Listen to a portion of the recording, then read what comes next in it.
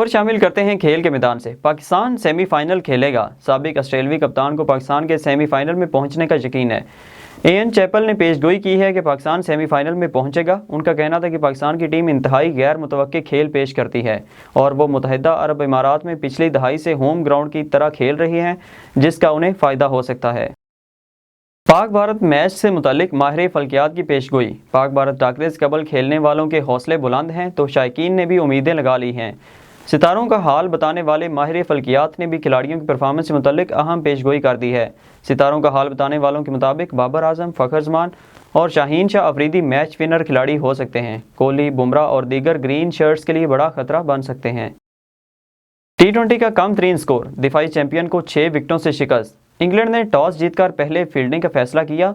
Dubai में होने वाले इस मैच में वेस्ट इंडीजन टीम मुश्किलात का शिकार रही और इसकी वक्फे से विकेटें गिरती रहीं। वेस्ट इंडीज़ का कोई भी खिलाड़ी विकेट पर ठहर ना सका और 14.2 ओवर्स में वेस्ट इंडीज़ की पूरी टीम 55 रन पर ही ढेर हो गई। वेस्ट इंडीज़ का T20 तारीख का अब तक का ये सबसे कम तरीन स्कोर है।